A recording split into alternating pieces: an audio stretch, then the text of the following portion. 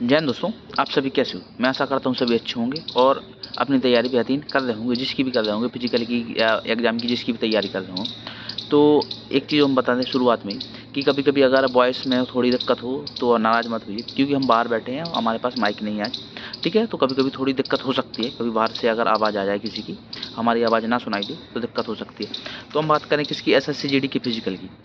तो SSC GD के physical के बारे में बताएंगे, क्यों बहुत सारे हमने मैसेज भी देखे हैं कि सर एसएससी जीडी के फिजिकल के बारे में बताइए, जो 5 किलोमीटर रनिंग है, जो हमारा फिजिकल है, किस प्रकार से होगा और हम तैयारी कैसे करें। मेन चीज़ यही आ रही है बात कि तैयारी किस प्रकार से करें, क्योंकि हमने रनिंग नहीं की है। ये बोल रहे हैं बहुत सारे दोस्त कि हमने रनिंग नहीं की है, हम किस प्रकार से शुरुआत करें और डाइट बता दीजिए। तो हम बात करते हैं पहले कि आपकी जो फिजिकल है, फिजिकल में क्या क्या होता है, किसकी कितनी रनिंग होती है, किस कैटेगरी की कितनी होती है, मेल फीमेल की कैटेगरी में, तो फिजिकल में क्या क्या होता है, हाइट, चेस्ट और वेट और क्या बोलते हैं रनिंग।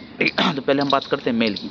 तो मेल में भी दो कैटेगरी डिवाइड करके रखे हैं। कैसी? पहली कैटेगरी में आते हैं तीन, मतलब कि ओबीसी, जनरल और एससी। कौन सी? जनरल, ओबीसी, एससी, इनकी अलग कैटेगरी है मेल में, और एसटी की एक अलग कैटेगरी डिवाइड कर रखी है। ऐसी महिलाओं में जनरल, ओबीसी, एससी और एक एसटी की अलग कैटेगरी डिवाइड कर रखी है, दो दो कैटेगरी में, ठीक है? तो हम पहले बात करते हैं किसी मेल में, मेल की ओबीसी, जनरल, एससी की बात करें तो इसमें 170 हाइट चाहिए होती है, 170 सेंटीमीटर हाइट। इससे कम है तो भाई बाहर के लिए हाइट का रिलैक्सेशन नहीं मिलता है। एसएससी जीडी में जरूर ध्यान रखें, हाइट 170 मांगी, 170 ही लेंगे। एक बार अगर 1 सेंटीमीटर भी कम है ना तो बाहर कर दिया जाता है वहाँ पर, ठीक है? अगर हम चेस्ट की बात करें इनकी, तो इनकी चेस्ट कितनी होती है, मतलब कि 80 से 85 सेंटीमीटर चाहिए। 80 से 85 मतलब कि नॉर्मल 80 सेंटीमीटर, फुलाने के बाद 85 सेंटीमीटर हो जाना चाहिए, इतना चेस्ट चाहिए होता है, ठीक है? और हम बात करें किसकी, इसमें अगर वेट हाइट के हिसाब से मापा जाता है, लेकिन फिजिकल में वेट बाहर नहीं किया जाता है, ये जरूर ध्यान रखें। नॉर्मली नाप दिया जाता है, लिख दिया जाता है वेट केवल, ठीक है? इसमें कोई कैटेगरी नहीं है कि फिजिकल में आपका वेट इतना होना चाहिए, ठीक है? और हम बात करें रनिंग की, तो इनके लिए रनिंग कितनी है, 5 किलोमीटर रनिंग है 24 मिनट में। ये किसकी होगी? मेल की। मेल में किस कैटेगरी के लिए हो गई? ओबीसी, जनरल, एससी के लिए। अगर हम मेल में बात करें एसटी यानी शेड्यूल ट्राइब यानी अनुसूचित जनजाति के लिए, तो इसमें हाइट कितनी चाहिए? 162.5 हाइट चाहिए। और चेस्ट कितना होना चाहिए? 76 से 80, यानी 76 नॉर्मल, फुलाने के बाद 80 हो जाना चाहिए, ये होगी। और रनिंग कितनी? 5 किलोमीटर 24 मिनट में ही चाहिए होता है। इसमें भी वही वेट की हमने पहले बता दी, हम आगे नहीं बताएंगे वेट की कि वेट क्या क्या चाहिए होता है। वेट नॉर्मल नाप लिया जाता है, फिजिकल में बाहर नहीं किया जाता, कोई क्राइटेरिया फिजिकल में निश्चित नहीं है वेट का, ठीक है? आगे हम बात करें महिलाओं की, तो आपको पता ही है महिलाओं में कि ओबीसी, जनरल, एससी, इसकी बात करते हैं तो हाइट कितनी चाहिए होती है? 157 सेंटीमीटर चाहिए होती है। चेस्ट नापा नहीं जाता है इनका, ठीक है? रनिंग की बात करें तो 1600 मीटर रनिंग 8.5 मिनट में चाहिए होती है। अगर एसटी की बात करें, जैसी महिलाएं हैं जो एसटी में हैं, उनके लिए 150 सेंटीमीटर हाइट, चेस्ट मापा नहीं जाता है, और रनिंग 1600 मीटर 8.5 मिनट में। ये तो होगा किसकी? पैरामीटर कि ए मांगा जाता है। अब हम बात करें पहले एक और चीज़ की, जब सेंटर पे जाते हैं तो क्या क्या होता है, फिर आपको बताएंगे कि रनिंग किस प्रकार से स्टार्ट करना है, आपकी डाइट क्या करनी चाहिए। डाइट की ज़्यादा आवश्यकता नहीं, इतना आप वर्कआउट भी नहीं कर रहे कि डाइट आपको आवश्यकता होगी प्रॉपर प्लान की। तो हम पहले बात कर देते हैं किसकी, कि जब आपका फिजिकल होगा तो कैसे होगा, क्या क्या होता है। जब हमारा फिजिकल हुआ था उसी के बेस पे हम आपके अनुभव को अपने अनुभव को एक्सपीरियंस को शेयर कर रहे हैं, ठीक है?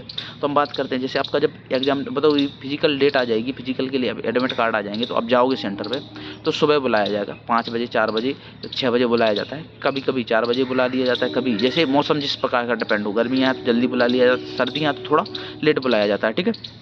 तो सुबह बुलाया जाएगा। पहले सुबह बुलाने के बाद आपकी अंदर एंट्री होगी, एडमिट कार्ड, आधार कार्ड चेक होके मैच किया जाता है वहाँ पर कि सेम है कि नहीं।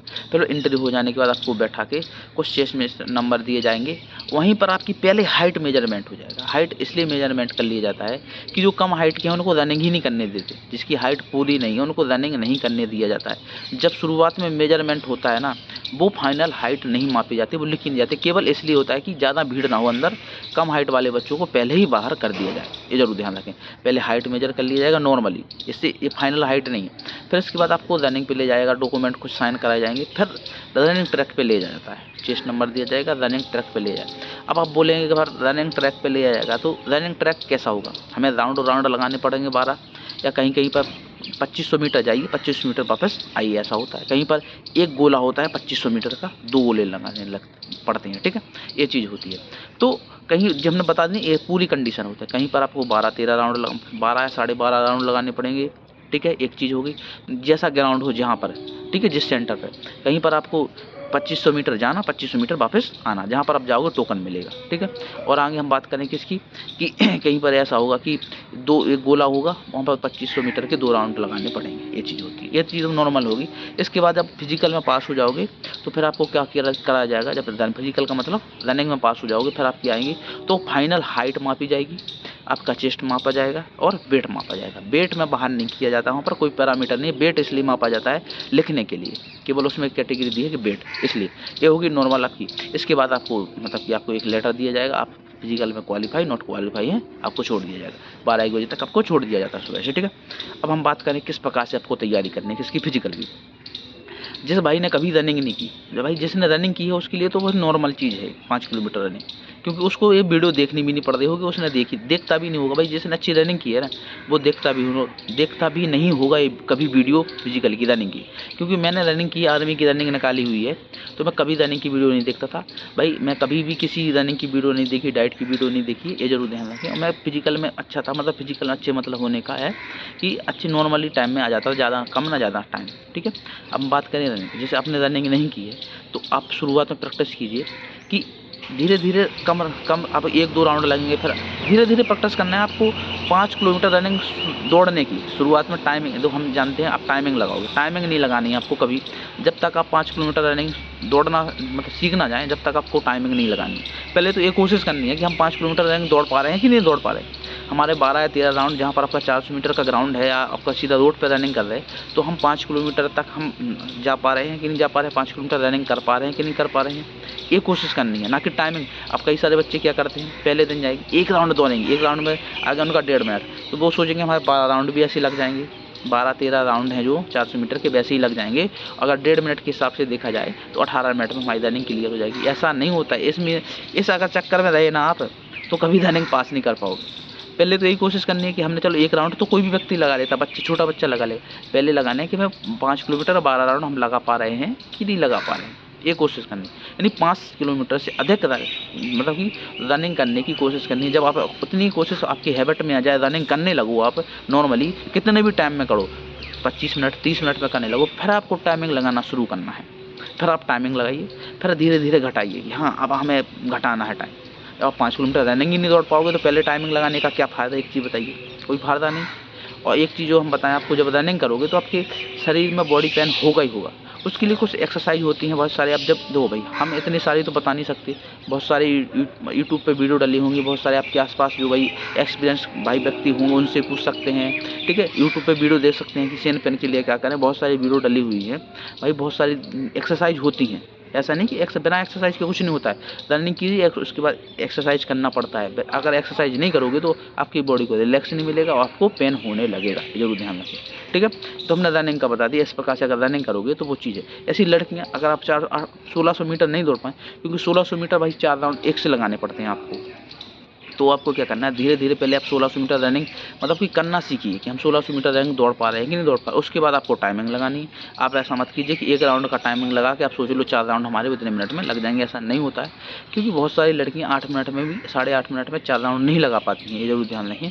बहुत सारी लड़कियों की बात कर रहे हैं, सबकी बात नहीं कर रहे, क्योंकि बहुत सारी लड़कियाँ बहुत अच्छी होती है परफॉर्मेंस में, वो मतलब कि 4 राउंड है 6.5-7 मिनट में भी लगा देती हैं, ये जरूर ध्यान रखें। क्योंकि सबकी बॉडी एक जैसी नहीं होती है, कोई किसी की बॉडी लेट में मतलब कि काम करते है, किसी की बॉडी जल्दी काम करने लगती है, किसी की कैपेसिटी अलग अलग होती है सबकी, जरूर ध्यान रखें, ठीक है। तो अपनी ये चीज़ होगी किसकी, रनिंग की। और रनिंग के बाद आप जरूर ध्यान रखें, रनिंग के बाद आपको एक्सरसाइज और रिलैक्सेशन मतलब रिलैक्स करना है बॉडी को। अगर रिलैक्स एक्सरसाइज नहीं करोगे तो आपकी बॉडी में दिक्कत होने लगेगी, एक चीज़। अब आपकी डाइट प्लान की बात कर रहे हैं, तो भाई डाइट प्लान है आपकी शरीर को जिसकी ज़रूरत है वो ज़रूर करें।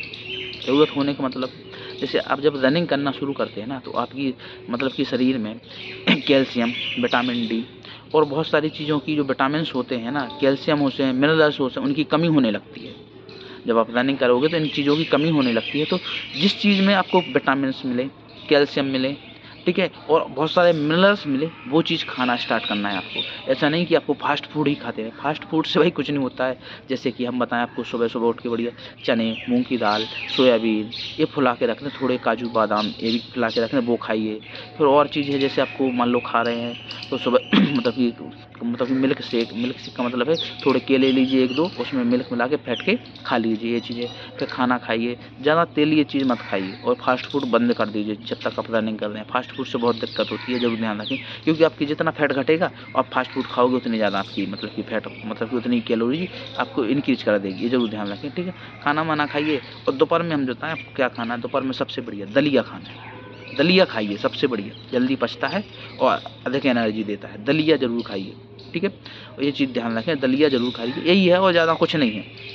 और ज़्यादा क्या बता दें आपको कि क्या क्या खाना है, ये आपको खुद पता होगा कि आपने विज्ञान साइंस पढ़ी है ना, साइंस पढ़ी है कि नहीं, बायोलॉजी पढ़ी होगी कि किस चीज़ में क्या पाया जाता है। तो हमने शुरुआत में मेन चीज़ तो शुरुआत में बता दी है, चने हैं, सोयाबीन है, दाल है, मूंग की दाल है, ये फुला के रख दीजिए। थोड़ी काजू बादाम किशमिश और उसमें थोड़ी मतलब कि जो मूंगफली आती है ना वो डाल के इतना फुला लीजिए थोड़े थोड़े, वो खाइए। ये तो सबसे बेस्ट तो यही चीज़ है, ये ज़रूर ध्यान रखें। हमने अलग से कोई डाइट प्लान नहीं, हमने भी नहीं किया था, हमने बहुत सारे दोस्तों को देखा है भाई यही चीज़ खाते हैं, सुबह खाते हैं बढ़िया, फिर मतलब कि केले के साथ दूध फेंट के खाते हैं, फिर खाना वाना खा के आराम से अपना काम करते हैं, पढ़ाई करते हैं, जो भी है करते रहिए, ये है और ज़्यादा कुछ नहीं है।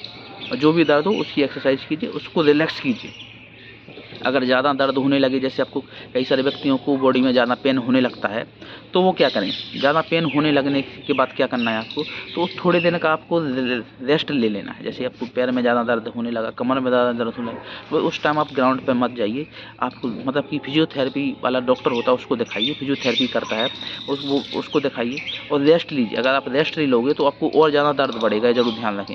मेरे साथ भी सेम ऐसे हुआ था, मेरा राइट पैर था, राइट पैर में थोड़ी दिक्कत थी, मैं रनिंग करता रहता था, मैंने कहा चलो ठीक हो जाएगी, करते रहते रिलैक्स। लेकिन भाई एंड टाइम पे फिजिकल के 15 दिन पहले ही पैर में चोट आ गई बहुत ज़्यादा। हम जानते हैं भाई हमने फिजिकल किस प्रकार से निकाला था अपना, भाई हमारे जो घर पर टाइमिंग आती थी 18 मिनट में हम कर लेते थे आराम से नॉर्मली, लेकिन 15 दिन पहले फिजिकल में मतलब कि पैर में दिक्कत आ गई, तो हमने फिजिकल के टाइम पे भाई बहुत मुश्किल से निकला था, क्योंकि हमारा दोस्त था भाई उसकी सहायता थी, वही उसी ने निकलवाया, सीधी बात फिजिकल हाथ पकड़ के ज़बरदस्ती खींचा, ये चीज़ होती है। 23 मिनट 53 सेकंड में हमारा फिजिकल निकला था, हम लास्ट बंदे थे उस ग्रुप के जो फिजिकल में क्वालिफाई हुए थे। लंगड़ाते जैसे तैसे निकल गया भाई, कि चलो हम भाग्य समझे, हमारे दोस्त की मेहनत समझे, हमारे साथ है हमारी मेहनत समझे, जो भी है वो समझने की बात अलग है।